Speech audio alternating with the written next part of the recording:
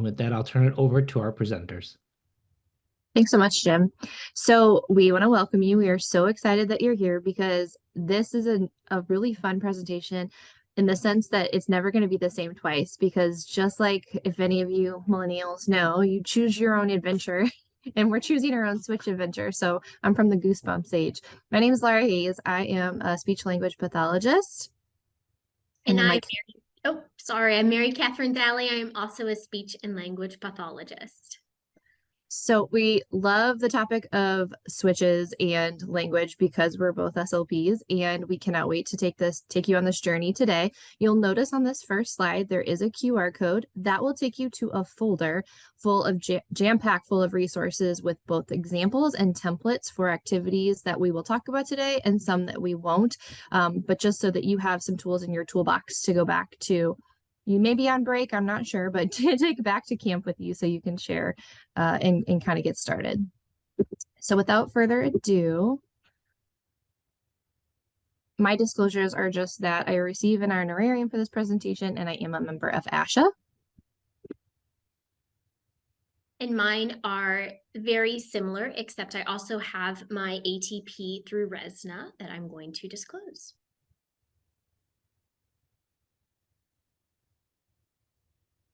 And as far as learning objectives, we really just want you guys to be able to identify at least 2 materials for switch adaptation and modeling language, being able to provide at least 4 examples of how we can adapt switch toys and modeling opportunities in our activities, and being able to identify and create a resource to identify language models and different language functions when utilizing those switch adapted toys.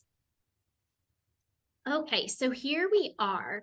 We're going to go ahead and get started. And this is one of my favorite things to start off my presentations with, that as related service providers and OTs and speech therapists and parents and teachers, it's not our jobs as communication partners. It's not our job to get our students to communicate. Rather, it's our job to motivate them to want to communicate in arranging the environment.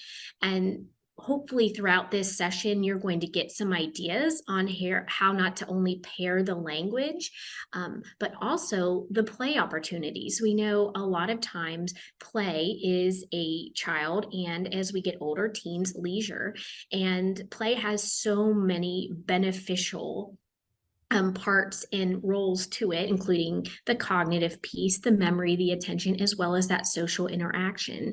And we just need to make sure that we are pairing that language with it. This is another quote: "Without participation, there is no one to talk to, nothing to talk about, and no reason to communicate." And I really like this quote because I think a lot of students who do not have access to maybe a traditional toy, in a sense, with maybe a complex body or physical access challenge, it's really important that we are creating opportunities for them to participate in the classroom through play. And that might be switch adapted toys that we're going to talk about today, as well as just other modifications to toys. They don't always have to be switch adapted. All right, so I always start with this slide, and it is to start early with play and accessible play. So I am a preschool speech and language pathologist, and one area that I noticed we were lacking in kind of as a team was accessible play areas. And so we had one student with a complex physical access challenges, and when you would bring a switch toy out and had this big red button, you can imagine all of the preschoolers coming over and boom, right on top of them. And what is that button? And can I press that button? So we wanted to make an area in our STEM or science just to have lots of different switch adapted toys and switches for a couple of reasons. Number one, we wanted a switch station for frequent practice and active participation in leisure time. So this was one area that we knew our student could go to and independently play with a little help of some switch positioning. We also wanted to find preferences for what they were really into. So maybe we were offering a certain type of toy, but really they were more motivated or geared towards lights or music or whatever it might be. It was also really nice to allow their peers to be able to attend this center and have a better idea of how to plug in this switch, why I might play with a switch toy, what happens when I plug in a different switch or I hit my switch with a different part of my body. And then also what was really important for me as a speech and language pathologist was, what are my neurotypical peers talking about when they're hitting the switches and playing with these toys? So then I could model that language for my student. And I think this also just gave a really organic, shared language and play experience in the preschool, and it maybe answered some questions for some of that curiosity. And I just would add to this that I think the most important, if you take nothing else away from this presentation, we really want you to understand that you're not limited by what you see as far as switch accessible toys, right? We want you to say, this child is interested in this, and how can I adapt something to fit their interest? You shouldn't be fitting the child with a toy because it's switch accessible only. We want you to fit their interest first and make that the priority and take those ideas away today. So with that, the goal is also not to hit the switch. I'm sure you guys have heard that in the classroom, and with well-meaning communication partners, we really want to think about the activity being an outcome of what happens when we activate what we're activating. And that could be the device or the switch, right? So thinking about your activities throughout the day, they're not hitting a switch, right? That's not the function or the outcome, because the switch can be connected to different things. When we think about, if you present an activity for the first time, you want them to understand what that outcome looks like. That's how learning occurs. If you see all those kids rush and hit the button, it's likely because they know something is going to happen. But what is that something? And so today we're going to talk about different things that occur throughout the educational setting, but these things occur at home too, and all community settings really when we think about it. Literacy, gameplay, pretend play, music, some job responsibilities, right? Whether that be chores in the class or chores at home, playing at recess, and then obviously creative art play. So I will jump in if you go back. Sorry, Laura. Yep. One thing we did, it was really simple, and we have a lending library at our consortium this year. You know, we have a lot of equipment that can be checked out. But one thing we did was we made these switch book kits because we wanted to give teacher opportunities on how to pair literacy with switch accessible toys. So, you know, if you give a moose a muffin, when the switch is hit, it's not about, like Laura said, hitting the switch. It's that the moose lights up and starts singing moose. And now we can have a shared reading opportunity, or they can, you know, lead the reading or whatever it is. So just a really simple idea. If you have switch toys in your inventory already, start thinking about what literacy or books could pair very nicely with it. All right.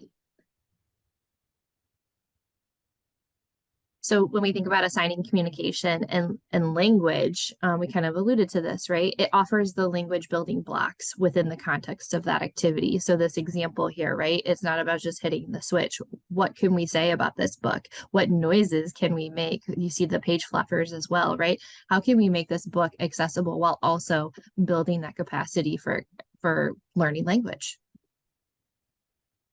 So when we think about the components, really separating them out today, we want to think about truly the access is the way the child is controlling the activity with their body, whether that be their hand, their head, their eyes, their mouth, their legs, their toes, whatever body part they're accessing the actual activity with in their environment. And the language is the words they're going to need to communicate about said activity across all of their environments. And we're going to narrow that into language functions today, like requesting, directing another communication partner to do something, protesting, arguing, asking questions, commenting, all of those good language functions that we know everybody uses throughout their day.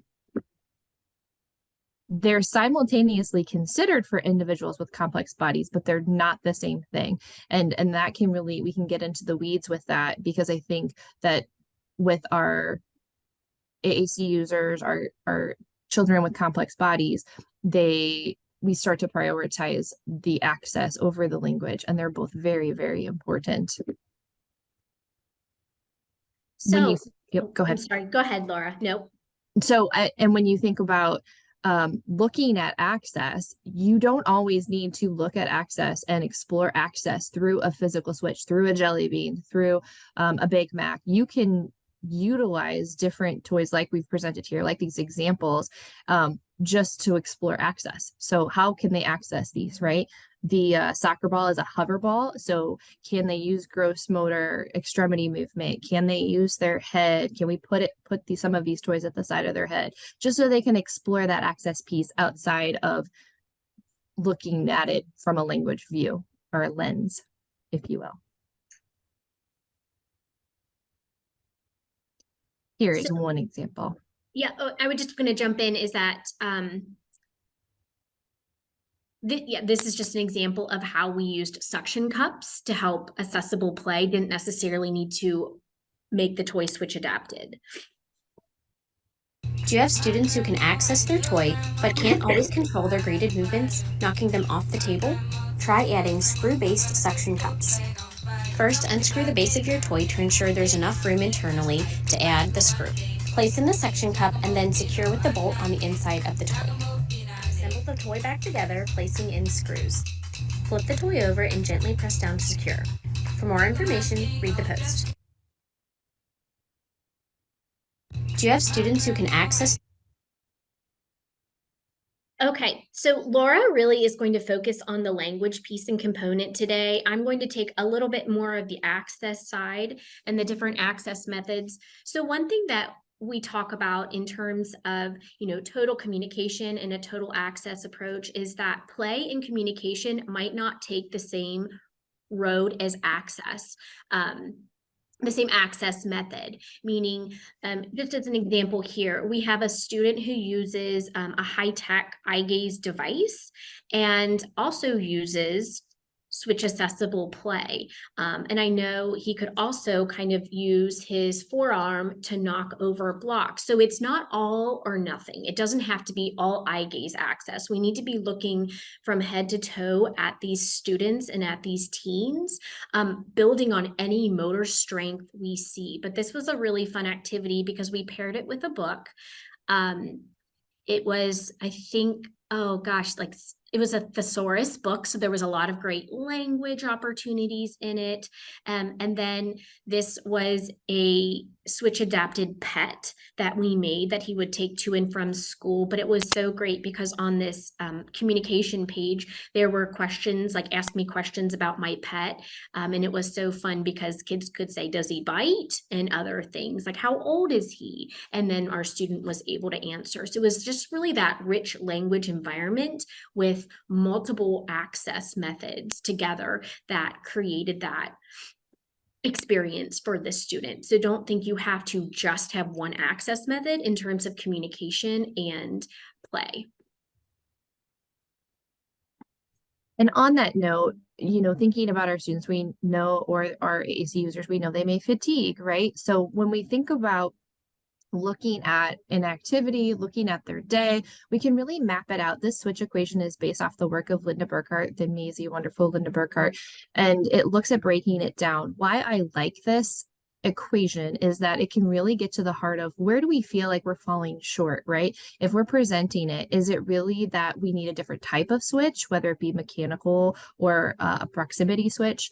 Is it the location, right? Do we need to look at multiple locations? Can we access at multiple locations? And what supports do we need for that?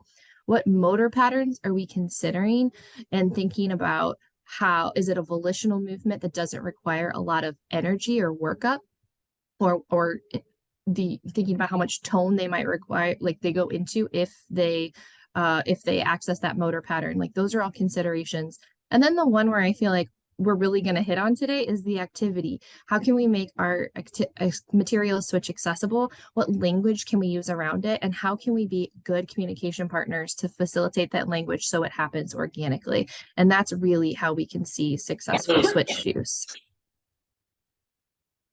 So the thing to note here is that when we think about access and the introduction of a switch in our environment, that introduction alone is a high physical and a high cognitive load. We're learning how the switch operates, we're learning about what it does, and then it's also a lot on our body because we're learning that new motor movement to make it more automatic. And so we want to, when we're introducing a switch, think about this in the sense that if it's a new activity, we want to keep the motor demand low. And if the motor demand is high, we want to keep the cognitive load of the activity low. We want it to be very enjoyable. We want to keep our language models low until that motor automaticity is seen and built up. So our target goal for language is total communication. I know we've heard this term before, but I think a lot of times we hear total communication for maybe autistic students who can physically use their hand to touch, or just touch users in general. But I think total communication, or sometimes like I like to call it total access communication or total access approach, is using more than one way to communicate, because we all do that anyway.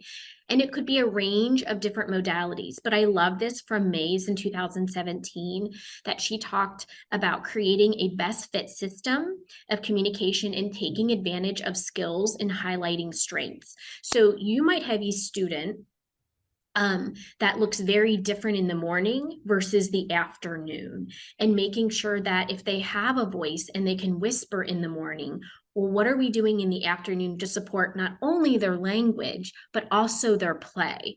So this is an example of using a total communication or total access approach over here on the right. So first, I have to start off with the switch adapted Mr. Bucket's game.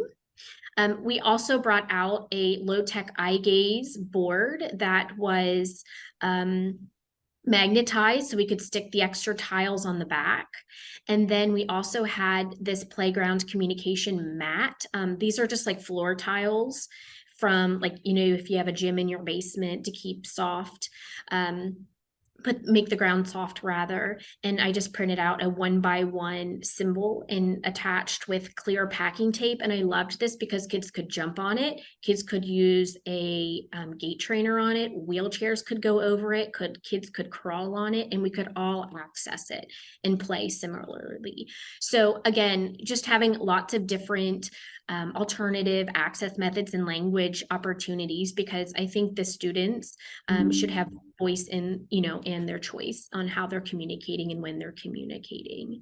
I also think that, you know, we talked about it is not about hitting the switch, it is about the language opportunity occurs. I think a lot of times it's about that like rich intonation and that excitement and, you know, the language that we provide that is also a valuable experience to that student, and not just as what is happening at that switch toy, because it might not be as exciting as what we're doing and how we're being animated as well when something falls off the table or something pops up and scares us. So never underestimate the power of communication from partners as well.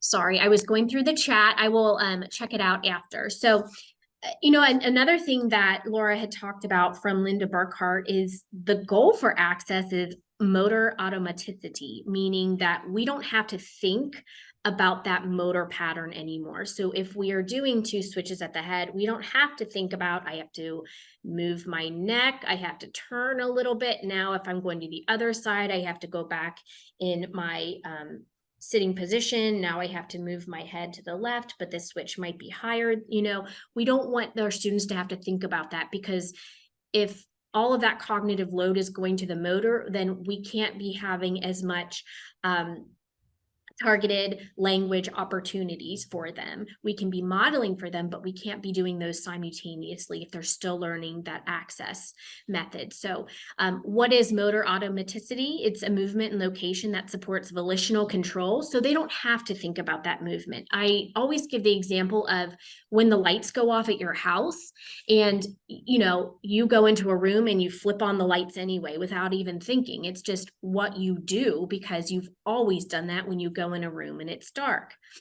We also want to talk about multiple location sites over the body. Just because you found maybe that sweet spot for a switch, it doesn't mean that we don't need to be thinking about a second site, not only to maybe advance language down the line and make them more effective switch scanners, but we never know what is going to happen, whether it is surgery, whether it is a medication change, where that site may no longer be available to our students.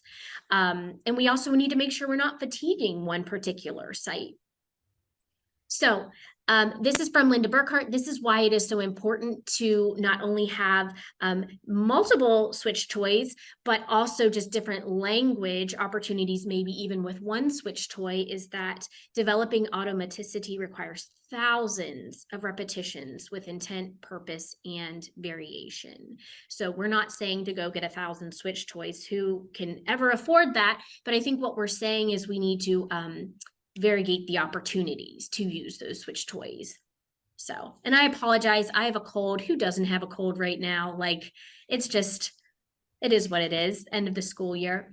So we're not going to spend a lot of time with this, but we have created these switch adapted toys resource guides for some common toys that we see. So we have, if you're looking to switch adapt your first plush, you have access to these in your zip drive folder. As well as a bubble blower, a light maybe for more tweens and teens, and then a ball popper. But so you have hard toys over here on the right side of your screen. So these are available to you, and there's lots of videos on YouTube as well. So we wanted to give you guys those. So a lot of people might be starting on their switch journey or alternative access journey, or you have a new student this year and they say, I don't even know where to start with what switch type. Well, I'll give you a, my opinion is that it doesn't always matter on the type of switch you use. It matters on where you put the switch. Okay, so I think the first biggest thing is finding a motor strength where they have some volitional control over. You know, we don't want to maybe put it at somewhere where it is extremely like spastic or they have uncontrolled movements. But I just like to go over this slide because, you know, two types of switches to consider once you kind of maybe figure out where to put it or what type of pressure is needed are mechanical switches. So a mechanical switch is going to be like this jelly bean or a micro light. Now a jelly bean, if you've had any experience with it, uses a lot more pressure to activate. A micro light just needs almost a single fingertip touch to activate it. So depending on where you might be putting these switches, it might depend on how much pressure you need. If you have a student that can only do something like this, well, we might need something that is smaller and needs less pressure like the micro light. So that's a mechanical switch. I think majority of the switches that we work with are mechanical. Your big red. Electrical switches are different because you do not have to physically touch an electrical switch to activate it. So you could wave your hand over it and it activates.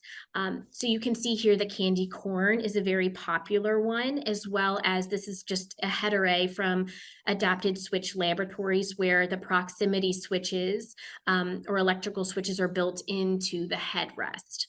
So just to kind of a little introduction about switches, just know that I think the most important thing is finding a place to put the switch and then figuring out what type of switch or how much pressure you might need. And leaning on that OT and PT, definitely for that. For sure. I love my PTOTs.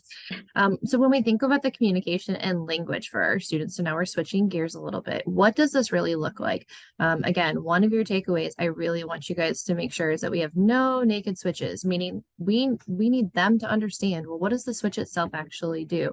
So we want visuals on the switches, whether that be a picture card, a symbol, a photograph, a 3D object, a miniature object. We want those visuals on the switch itself. So we're building that language capacity of this is what this represents. It's not just a switch, right? Because the switch can change over time to fit the activities. Then we want to think about, again, this is not an either or, but just thinking about all different types of technology And we've already showed some examples of how we're accessing the language, like a light tech core board or activity board, a mid tech voice output switch, such as a step-by-step, where you are getting voice output in a sequence, or a randomizer where it's random, but it's just voice output in that single switch, or as most of you guys are probably familiar with, those high-tech speech generating devices. One thing to think about is that, just like we talked about earlier, we want them to know what to expect. So we, just like we do with our communication systems, we want to model the language and what the switch represents prior to placing the demands on the student, right? If you just put a switch in front of a student, over time, we would expect that, okay, like we're going to hit the switch. But what is that really telling us? Is it telling us that they understand the switch? Is it telling us that they understand cause and effect? If I do this and something happens, we want to kind of differentiate and weed that out.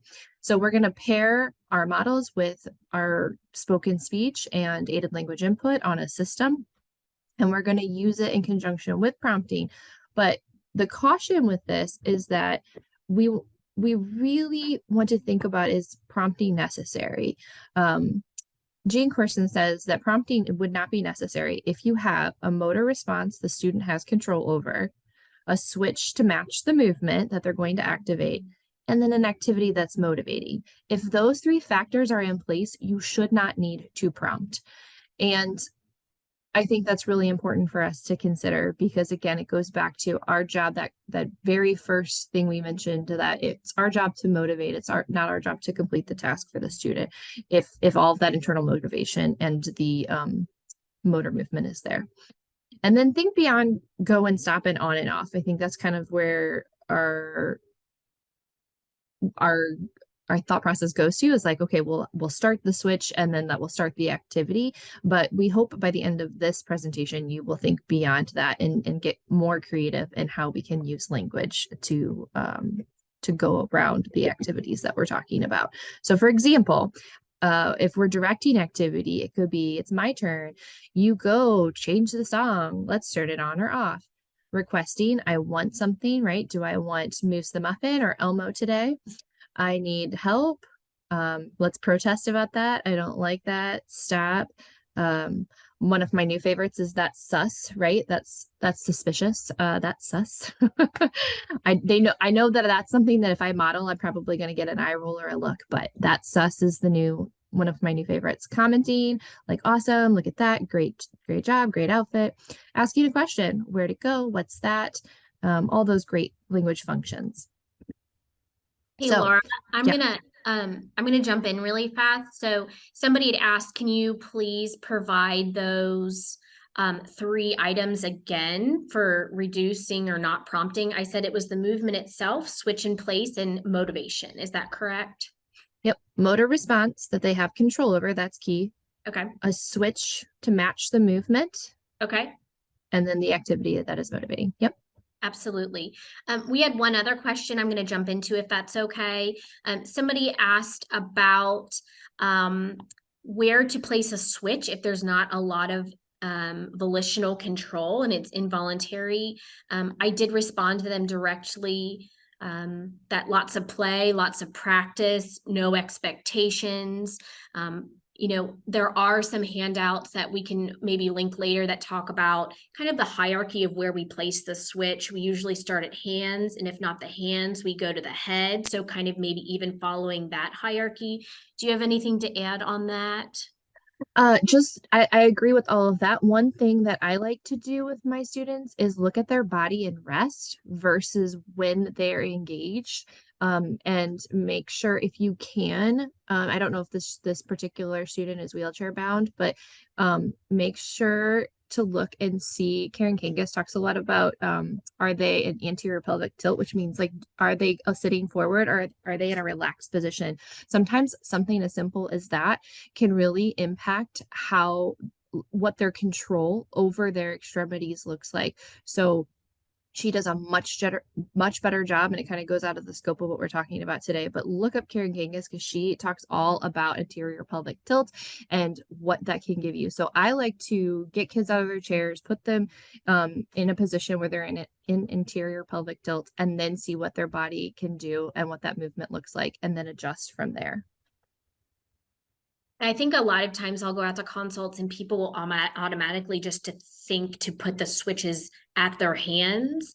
And sometimes they can get to it, but then they can't get off of it because of movement. So there are some nice handouts on like just kind of, that hierarchy and such.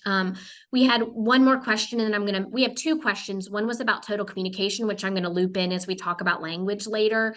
The other question, which I'm probably we'll save to the end, was about what to do when a student doesn't stop hitting the switch with their hands. Like, do I change the placement? I think my question would be, or my response would be, yes, but we'll talk about that later. So is that okay?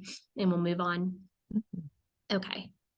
Those handouts would be appreciated. We'll make sure to put those handouts in your zip drive.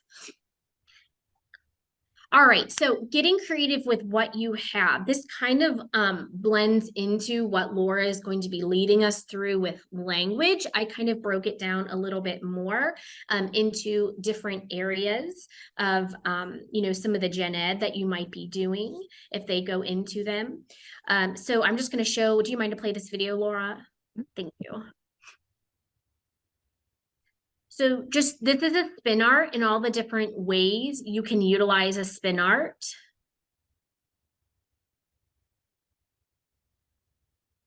Rolling a dice, assigning a class job for the week, and then going into a dark sensory room. So I'm just going to kind of get you guys thinking a little bit on like, how could we use that in science? How did I use it in math? How can we use it in a game or whatever it might be? Because you might have limited switch toys, and making sure you're getting really creative with those opportunities for students.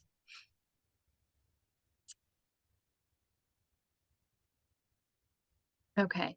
And the last little language consideration that we just want you to kind of take back to camp is the idea of co-construction. You may already be familiar with this. I think oftentimes it's initially presented with either like music or with predictable chart writing. And so that's a written expression tool that you may have heard about from Chapel Hill and UNC when we look at emergent literacy supports. But really what it's about is any time in which we as a communication partner are supporting a message, a communicative message together to enhance that language construction. So think about when you're singing a song with someone, like Old MacDonald Had a Farm, and then they get to choose which animal comes next, right? And then you complete that word, line, or verse with them. In predictable chart writing, we might have a starter phrase or sentence that then has a blank spot that we're all going to take turns. My favorite drink is, and for those of you who know me, it would be coffee. So, Mary Katherine, what is yours? Just curious. Oh, I'm a Diet Coke girl. You hydrate and you caffeinate at the same time, my friends. That's what we do. Right. So again, everyone in the audience today might have a different response in that blank spot, right? But that's our opportunity for co-construction, that we're creating language and syntactic variety while still having a joint conversation together. So this can be great for accessibility and for language building opportunities through polls, surveys, sentence completion, creating an order, right? These are just great, rich opportunities within a group, as also over time, right? You're building capacity and changing that variation just slightly so that you're keeping them engaged. It's not the same thing over and over again. So variety with repetition is what we kind of like to say. So speaking of variety, this is why we love this presentation, because it can be different every time. So what we're going to do with you guys is we are going to do a little switch activity improv and choose our own adventure. So we're going to go through some of those thematic units we talked about earlier. And based off of your interest today, we're going to run through what that language can look like, and you're going to help us. So we want you to be thinking about how we might model. We'll give you some examples here, but this blank template is going to live in your resources so that you can take this back with you, and any switch activity, any language opportunity, you can further identify what language you're going to target during that activity. So the first one that we're going to do, where we're just going to kind of walk you through it, is our class pet. So we just need from you guys in the chat, if you would pick, what is our class pet going to be today? Do we want it to be a kangaroo? I don't know how many people from down south we have, but kangaroo or minions. So again, from Despicable Me, what is our choice for today? A lot of kangaroo. It's like, oh, minion. I don't know. I guess I should have done a poll, but I'd have to set that up. I'm seeing a lot of kangaroos. Okay, so we're gonna choose kangaroo, and we're gonna jump over, and you can watch this little quick video, and then we'll jump over to what the language looks like.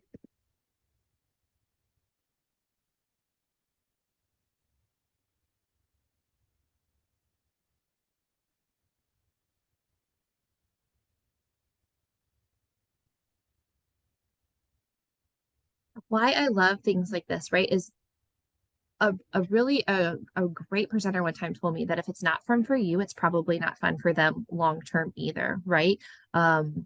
I really am not a fan of the pig that walks. Like, it's just not very, it's fun like the first time, and then I'm kind of like, okay, I'm done with this. But if I can make that pig like roll in mud, like move along, and maybe do a job, bring something to someone. Same thing with this kangaroo, right? This can be fun for a little bit, but like, can we make the kangaroo eat bamboo? Can we make the kangaroo hop? Can, like, maybe the kangaroo learners would love, like, if the kangaroo pooped, right? Like, whatever.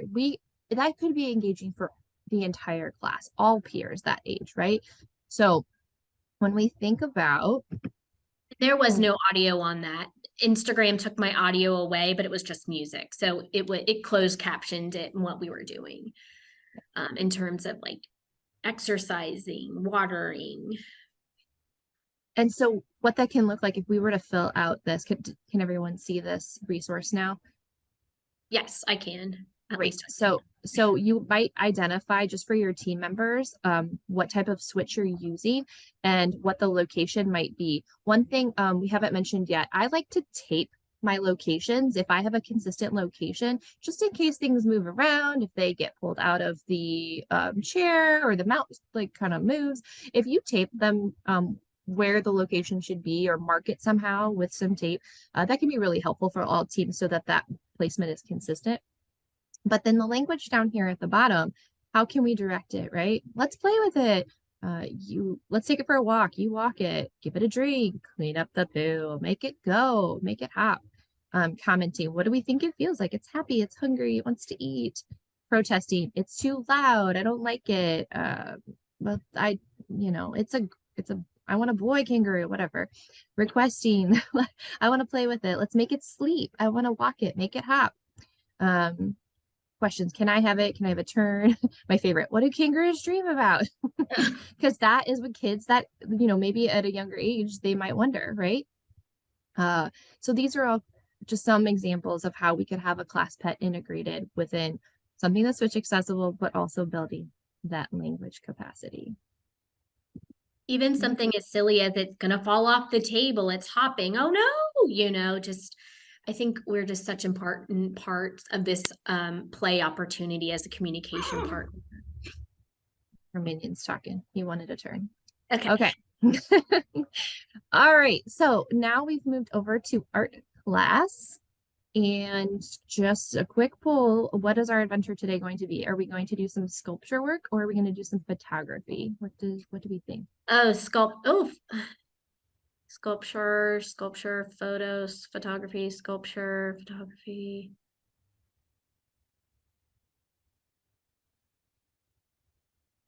Oh, it's so hard. I'm seeing a lot of photography, and then sculpture pops up. We can why don't we show the photography? I think photography is probably winning. Okay. And we can definitely show sculpture at the end, what it was. Yep. You want to play the video? I was going to say it's real short, so we'll just show it, but then we'll dive into together what we think that we could do for language around photography.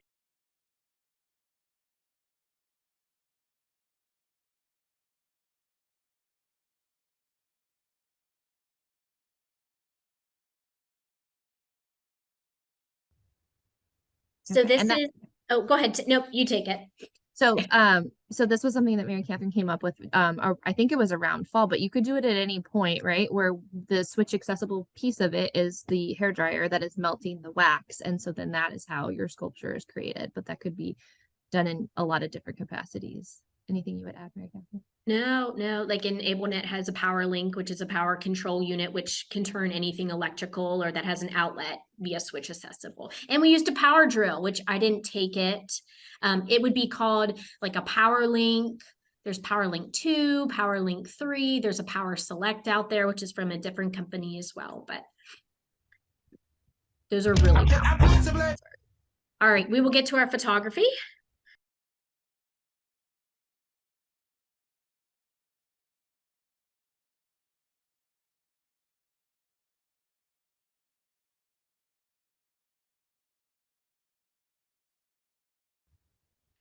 Okay, so now if we jump in, so we won't fill out this, but what we're going to do is we're going to ask for your guys' input here and just a few different language functions. So we'll start with directing, and then what we'll do after this presentation is over is I will snap this and put it in that same folder. So you have ones that we've already done, but then you'll also have the ones we've created today as a team to take back with you. So we're going to delete. We've chosen photography. So for photography, what would be some ways that we could direct our communication partners and have some language models around this activity? And you can put it in the chat and I'll just read them out and Laura will try to keep up. Take my photo, snap it, take a pic, shake it, smile, say cheese. Love it. Look, show your teeth. Can I take your picture? Oh, Yeah, that's a great question. What about protesting or terminating? I feel like this is like as a mom, all I do. Don't take my picture. Wait, stop. Look here. Not me, not my turn. No pics, please. Go away. Not today. Bad hair day. Yeah. Ew, no. Not ready. I love those. What about commenting? Either about the picture that was taken or what somebody could be. You look great. Oh, I love that. I like it. Yeah, great pic. Nice. I'm gorgeous. Yeah, cute. Nice pic. Slay Queen, who's with me there. Yeah. Funny. Good. Looking fab, pretty. What about requesting? I woke up like this. Oh. Can I have a turn? Yep. Can you take my picture? Can I take the pic? Good. My turn. What was the one in the middle? My turn. Can you make a silly face? More pictures. Let's take another. These are great, you guys. Look at all the language that comes from this. You could even talk about what is in the picture. So using the picture as that language stimulus, which would be great. Can I see the photo? Asking questions.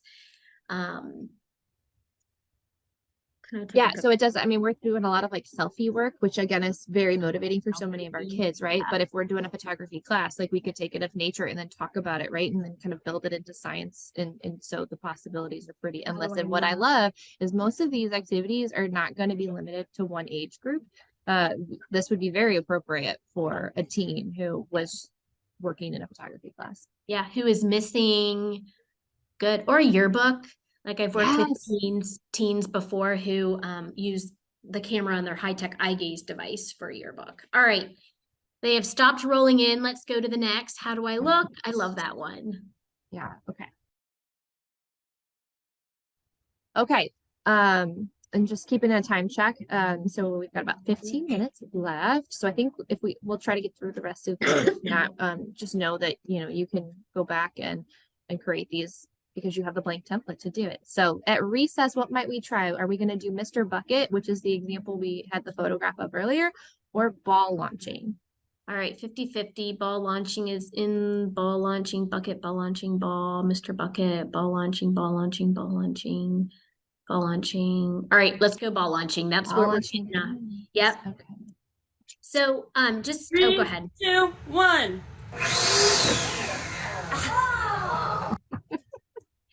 So to set this up again, we had the old, not the old one. Any PowerLink is valuable, but we had the PowerLink 2, I think. Is that right, Jim? Is that PowerLink 1 or 2? And what we Looks did like was, it looks like 2, that teal. And then what we did was we put a leaf blower and fake snowballs in it to where we could have an accessible snowball fight. So, I mean, just think about all the things you could put in front of a leaf blower to make them disperse. So anyway, let's see. Do we want to go to our sheet? Oops, sorry, we didn't link that one. We didn't. That's okay. And Mr. Jeff, Adapted PE, I think is a good Oh, follow he's a here too, wonderful because one, he yeah. does so many things with the ball launcher style activities. And so that would be a good one. Yeah, I got this idea from Adapt, Learn, Play, I think. They started using, and they've been presenting at like Closing the Gap in ATIA. So they're a great account too to follow. But Okay. So again, what might we directing? All right, so let's do directing. What can you do? Oh, somebody said you can use the hairdryer for similar activities. Yep. Okay, directing. Shoot it up high. Throw it. To the left. Yes. Fast, fast. Over here. Faster. Hit me. That's good. Hurry. Higher. What about protesting? Stop. Oh no. Stop. Turn it off. Too loud. Yeah, too loud. Don't hit me. Go away. No more. You are a fast typer. What about commenting? Enough. This is fun. Ouch. Wow. If you're working on body parts, you can talk about what body part they hit you in. 3 points. Whoa, it's high. That hit me. It went so high. Good. That had to hurt. Oh, I like that one. You missed. So fun. What about requesting?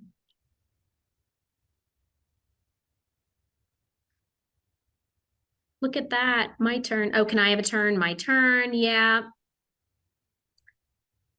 Putting in the quantity, like 3 snowballs this. I want 3. Can XXX play with us? Can you go low? Can you hit the ceiling? Shoot it up high? Yeah.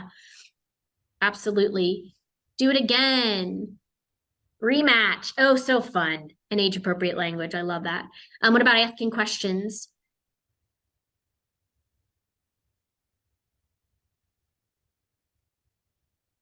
Are you hurt? Where did it go? Can I have a turn? It's my turn. What is that? Can we hit my teacher? I think I saw. Can we hit the ceiling? Is it my turn? Love it. You guys are on it. I know. This is good. This is good. Awesome. Did that hurt? Who's next? Oh, so fun. Okay. And again, this is such a good example. If you watch the video closely, you'll see Mary Katherine was on the left, and like they don't have complex bodies, but this is a fun activity, right? Everybody loves it. So if your baseline is everybody going to have fun and are we building capacity, you're probably in a good spot.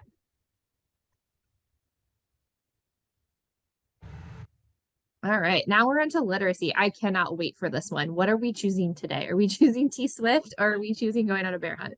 Oh, this is such a tough ball. This is like Sophie's choice. So many bear people. T Swift, going on a bear hunt. We'll show you guys both. Okay, here's our T Swift example.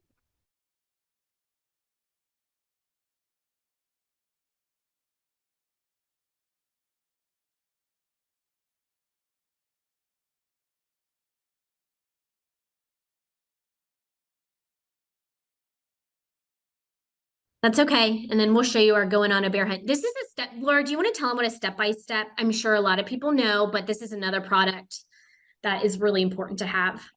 Yeah, so a step-by-step is think about any voice outputs which you might be familiar with, like a Little Mac or a Big Mac, where it's a single message that you're sharing with somebody and it only shares that message. A step-by-step levels it up a little bit in the sense that it's going to give multiple messages that are systematically timed in sequence. So a joke. Think about a joke, right? You provide the initial part of the joke, and then you have some response, and then you provide the second part of the joke. Same thing. We might have a story, repeated storylines, or storylines in sequential order. So that is the value of a step-by-step over a single voice output, like a Little Mac or a Big Mac. We're big fans. Here is going on a bear hunt with, is this, I can't remind me, Mary Katherine, is this a Little Mac or is this a step-by-step? This is step-by-step, yeah. Yeah.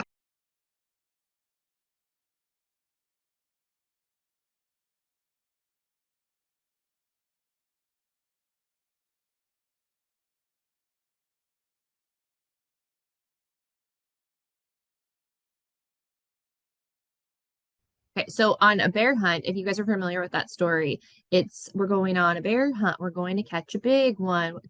What a beautiful day. We're not scared.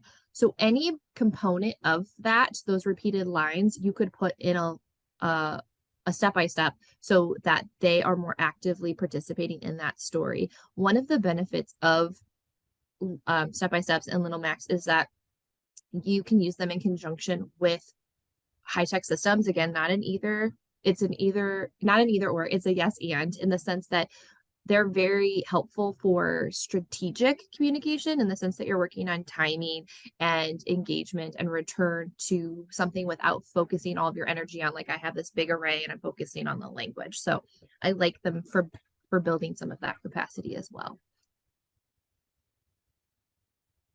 All right, which one did we decide we were going to make language around today?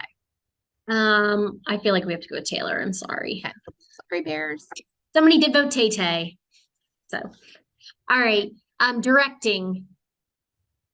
And think outside of the book. We paired a book with it, but think about outside. Oh, sorry. I got to do my job here.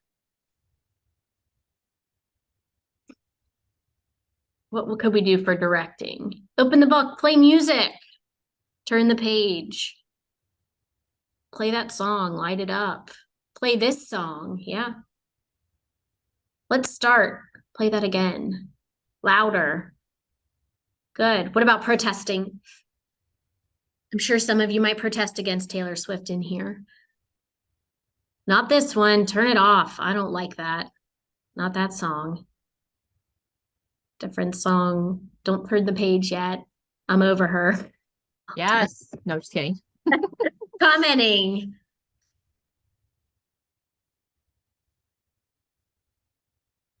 I've had enough. I love that song. I've had enough. Someone else, please. This is my jam. She's cute.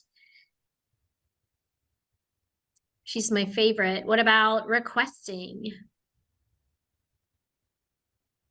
I have long hair. I love that too. Just making a connection of real life experience. New song. Play it again. Can we change songs? Another song, please.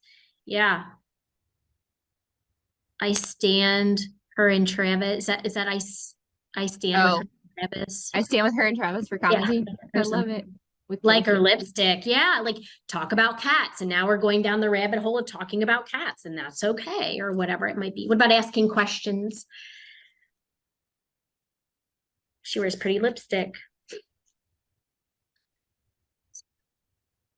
Are Tay and Kelsey still together? What songs again? Who's Travis? Should we listen again? Yeah, what song is that? What song is that? Where's our next concert? We get somewhere warm. What's the song about? Oh, I love these. That's so good. And making a playlist and building a playlist, and just think about all the opportunities that one little light provides. Sorry. What is the next album on the song? Really good questions. Okay. So, Laura, do we have time? If we want to do a Q&A, I don't know if we're going to have time for this last one. Okay. What are your thoughts, Mary Katherine? No, I don't think we have time for these if we want to wrap up. This is just a light, and then this is just a grill. That smoke for pretend play and cooking opportunities. And yes, so Go ahead, Laura. And yeah, so I mean, that was just one more example of how we can engage it within free play, within pretend play, like pulling it around. Again, not to say that you couldn't do an exercise with an older student about like getting dressed in the morning, right? That's very functional, and like we would have something and we could connect it. So thinking about interest, motivation, put that at the forefront, and then build that across their day, across whatever content that you're working on. Tools that you may be able to help for all of your students. These are just ones that I have found, I think both of us have found very, very helpful. Tar Heel Gameplay and Tar Heel Reader are accessible websites that build in some Switch opportunities. Boardmaker Student Center is Switch accessible. The robust AAC systems you're already using. And then we made this planning sheet for team access. There's a blank template, and then these are all active links that you will find on that handout that you can use for some additional examples across the school day. So that is in your resource folder. But again, thinking about high interest activities, helping problem solve, one of the most organic things you can do, helping problem solve with others as a team. It's great for all ages. Reading, cooking, arts, crafts, controlling technology, especially in the day of AI, augmented reality apps and supports, first person integration. How can we make them the activity, right? Whether it be a selfie or putting them in the story, lights, music, vibration, all of that good stuff. So we kind of going full circle. We don't want you to focus on just hitting the switch. Simple cause and effect toys out of the box get dull very quickly and they habituate. And so then going back to that question, Mary Catherine, maybe this is a good time to talk about it, because so often I see that redundancy is part of the problem. Like, okay, I'm already done. And sometimes hitting the switch multiple times is like, okay, like I actually want it to go away. Do we have the ability for them to have an out of saying like, I'm finished? Sometimes that is a response that I see. The other strategy that I have for utilizing that is I might present two switches, one connected to nothing and one connected to something highly motivating. And if that is presented to them, does the behavior change? Do they activate both switches? Or do they over time recognize that the one that's really motivating is the one they would activate? And I think too, if they are physically hitting a switch over and over, well, then maybe we need to be looking at different accessible play, meaning bigger buttons or attaching, different handles to buttons so that they can physically access it with an entire hand. And I think the end game is what is the point of this play opportunity or the toy, and how can we maybe physically adapt it rather than making it switch accessible? Because it sounds like a motor strength is using their hand to hit the toy. So that's just one thought too. You can also try moving it to a different area of their body. It just might frustrate them because they have that motor movement with their hand. So those are just thoughts. And then I would be also wondering if that switch was only accessible at certain times. So something we have tried to do is make that switch accessible in that spot in whatever that ideal switch location is for that user, because then that nuanced, familiarity goes away. And if you're presenting the symbol with new activities, we would expect the interest to die down from the switch itself. Okay. One other thing, because I think it leads into the next slide, is that sometimes you have toys that you have to hold down the switch physically for them to activate. And so you have to make sure you're appropriately picking certain toys for your students, because some students cannot physically hold down the switch to activate. Although, Laura, if you go to the next slide, there is a little $35 device called the Tiny Switchy. If you want to Google it, and I'll show you exactly what it does in this video. Hold down a switch to make an item activate. Check out the Tiny Switchy. This is a small switch interface that allows your switch to latch. The switch goes on one side and an aux cord connected to your toy goes on the other. Hold down the time button for the amount of seconds you want your switch to latch. Now watch it go. So this is where, like a bubble blower, my student has to physically hold down the switch. They can't or not able right now to do that. This creates like an automatic latch for them. So check out Tiny Switchy. I think it's about $35, but it is a really nice tool to have to make things more accessible. Because again, you can take that data there and decide is that if the behavior changes, and they can hold it down to make it continue You have students versus who hitting can't that hold over down and a over switch. again. Okay, we don't have time for this video, but it's a great video.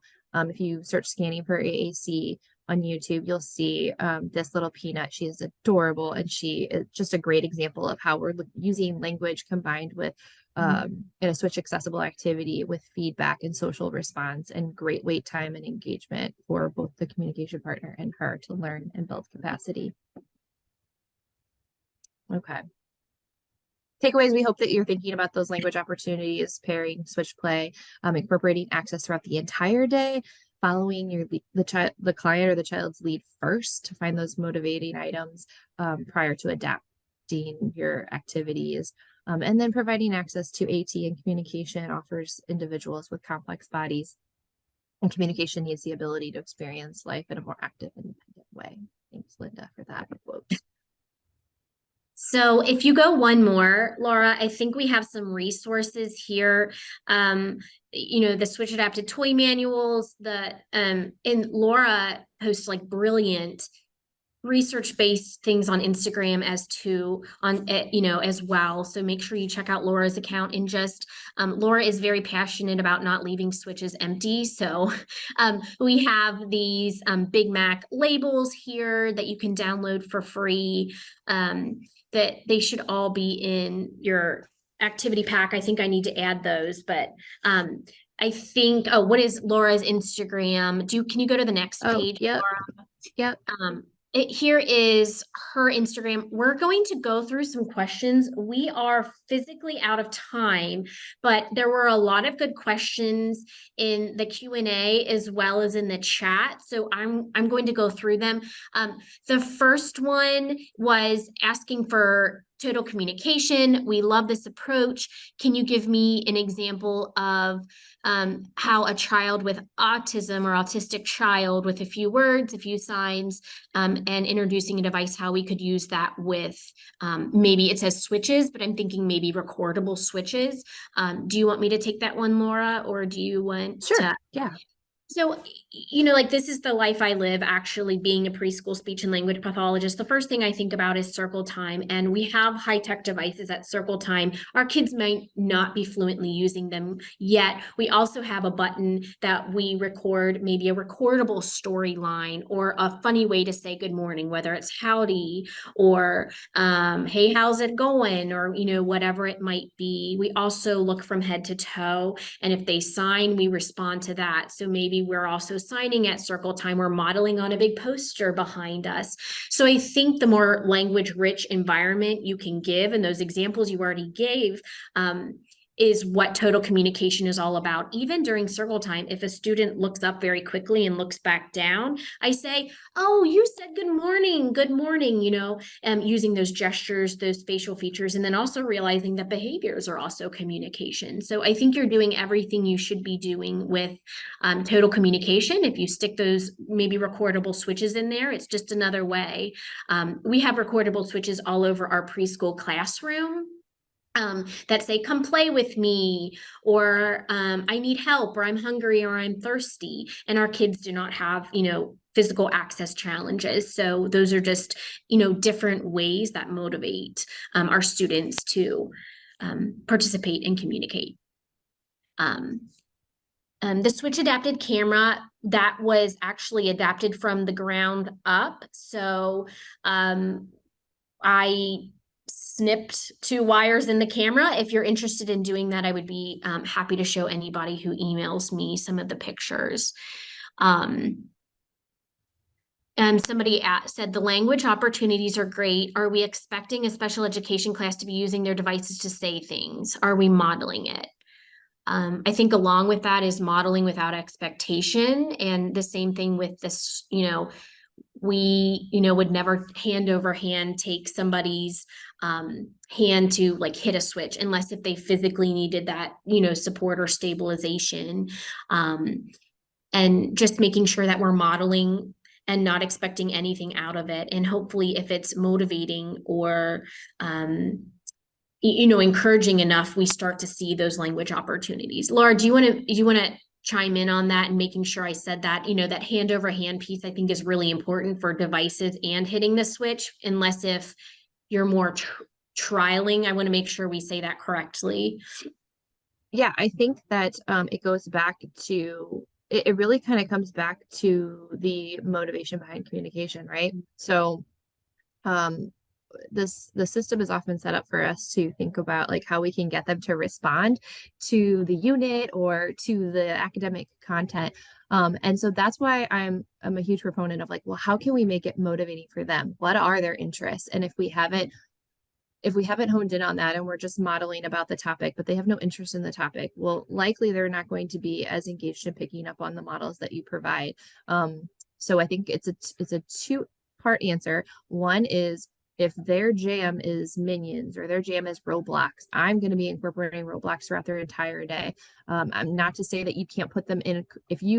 I understand that teachers have the expectations of curriculums, but what I'm going to do is I might pull a Roblox character and I might embed them in an ELSB story curriculum or a unique curriculum somehow, so that it is way more motivating for my student that loves Roblox. And then twofold is that if I see it deviate, I'm going to lean into that deviation within the activity. So if I've pulled out the photography lesson and then that child is not regulated, or that child is more motivated by the fire truck that just pulled up outside the school, I'm going to pivot and I'm going to acknowledge through what I see them communicating, through their gestures, through their body language, through their vocalizations. That is going to be what I am modeling, so that I am both acknowledging and honoring what they're showing me via communication, and then stretching them a little bit to offer them additional language opportunities. And I think where I was going is, if we have to use hand over hand to help them hit a switch, then we need to be looking elsewhere. That's what I'm saying, you know, too. Yep. If it's a dead man's goal, is like if they like to say, it's a dead man's goal. If you could do it with the body, then we shouldn't really be doing it. It's not a support that we really need to have in place. All right, I'm going to go back through our chat. And somebody did also ask Laura, which I think you answered this, just curious about a child who continues to touch the switch. I think we kind of talked about, I'm assuming whoever asked this, I don't want to say your name if you don't want me to say your name, that it is maybe more about at the hand, I would assume. But I think we did talk about some maybe ideas and workarounds for that. But if we didn't, email us, please. All right, let me go back through these. You guys are being so patient. We had a great group today. Do you have a link to the video of the suction cups? Yes, I did put it on my Instagram handle, and Jim put the link as well. Definitely follow Mary Katherine too. She always has innovative, unique ideas and ways she's adapting all kinds of things. I have a student who accesses with his hands, but okay, we talked about that one. With proximity switches, would you still put a visual on the switch even though the client cannot see the visual? Would that activate the switch? Laura?